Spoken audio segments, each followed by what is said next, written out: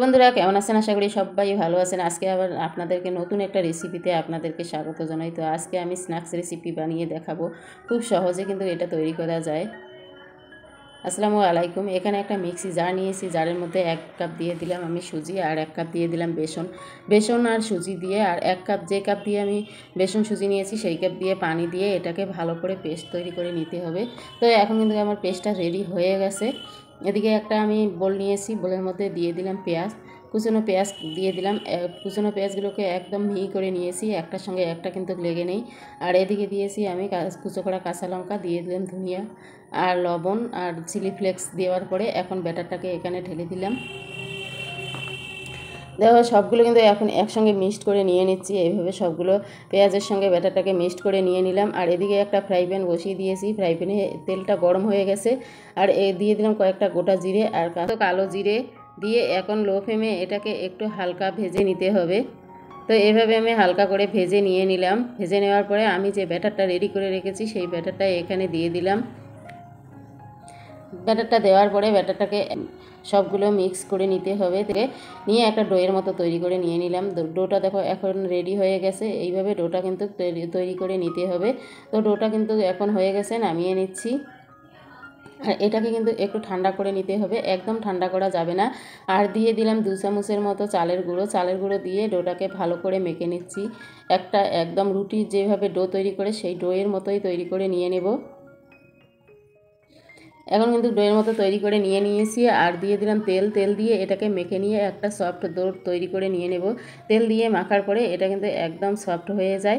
তো এখন এইভাবে আমি করে নিয়েছি। আর এটাকে দুটো ভাগে ভাগ করে নিয়ে নেব।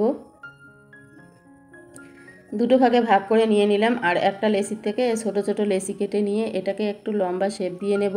তো এভাবে হাত দিয়ে মুট করে সমান করে একটা লম্বা শেপ এভাবে তৈরি করে নিয়ে নিচ্ছি।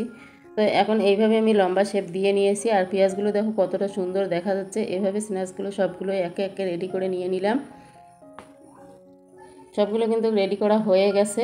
আর এইদিকে আমি একটা ফ্রাই প্যান বসিয়ে দিয়েছি, ফ্রাই প্যানে দিয়ে দিলাম তেলটাকে একদম গরম করে নিতে হবে।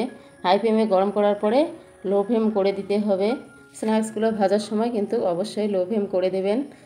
হাই ফ্লেমে থাকলে এটা ভেতরটা মুসমুসে হবে না, আর ভেতরটা কাঁচা রয়ে যাবে। এখন কিন্তু আমার সবগুলো উল্টে পেটে ভেজে নেওয়া হয়ে গেছে।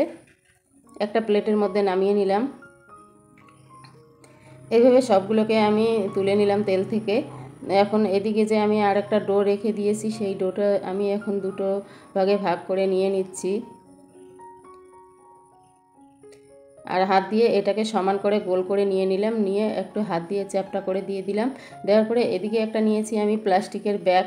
তো ব্যাগটার ভেতরে আমি তেল লাগিয়ে নেব। তো এক সাইডটায় আমি তেল লাগিয়ে নিচ্ছি। এইভাবে তেল দিয়ে হাত দিয়ে তেলটাকে লাগিয়ে নেব। এইভাবে তেল লাগিয়ে নিলাম। এবার অপর দিকটাও আমি তেল লাগিয়ে নেব। অপর দিকটাও তেল লাগানো হয়ে গেছে। আর যে আমি ডোটা চ্যাপটা করে রেখেছি সেই ডোটা এখানে দিয়ে দিলাম। দেওয়ার পরে এখন কিন্তু একটা বেলনা দিয়ে এটাকে রুটির মতো বেলে নিতে হবে। আর এই ক্যারি ব্যাগে কিন্তু খুব সহজে এই রুটিটা বেলা যায়। আর যেহেতু তেল লাগানো আছে দুদিক থেকে খুব সহজে উঠে যাবে। এইভাবে যেমন খুশি তেমন করে কিন্তু রুটিটা বেলা যাবে। এইভাবে সম্পূর্ণ রুটিটাকে আমি বেলে নিয়ে নিলাম। নেওয়ার পরে এখন দেখো কত সহজে উঠে আসছে। তেল লাগিয়ে নিয়েছি সেজন্য খুব সহজে উঠে এলো। আর এখন আমি এটা থেকে বার করে নেব।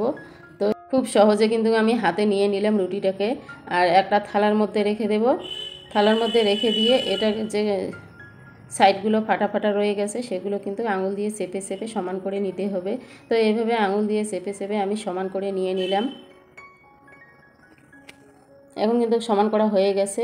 রুটিটাকে তুলে নিচ্ছি। এদিকে একটা ফ্রাই প্যান গরম করে নিয়েছি। এখন ফ্রাই প্যানের মধ্যে দিয়ে দিলাম। আর আমার রেসিপিটা যদি আপনাদেরকে ভালো লাগে লাইক শেয়ার সাবস্ক্রাইব অবশ্যই করবেন। আর কমেন্ট করতে অবশ্যই ভুলবেন না।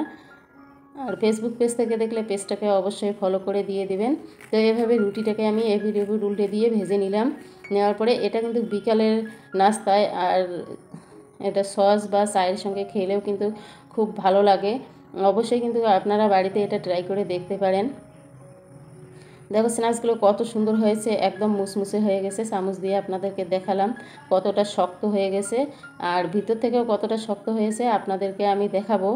তো দেখুন আমার রেসিপিটা কত সুন্দর হয়েছে। এইভাবে খুব সহজে কিন্তু বাড়িতে আত্মীয় স্বজন আসলে আপনারা বানিয়ে ট্রাই করতে পারেন। এটা কত লোভনীয়, আর এটা কিন্তু খেতে বেশ মজার হয়। তো আপনাদেরকে আমি একটা ভেঙেও দেখাচ্ছি, এটার ভেতরটা একদম কিন্তু শক্ত হয়ে গেছে, দেখুন কতটা মুসমুসে হয়েছে। আর আমি রুটিটা আপনাদেরকে দেখাচ্ছি, এটা কত সুন্দর হয়েছে রুটিটা। পুরো ভিডিওটা দেখার জন্য অসংখ্য অসংখ্য ধন্যবাদ। আজকের মতো এ পর্যন্ত, থ্যাংক ইউ।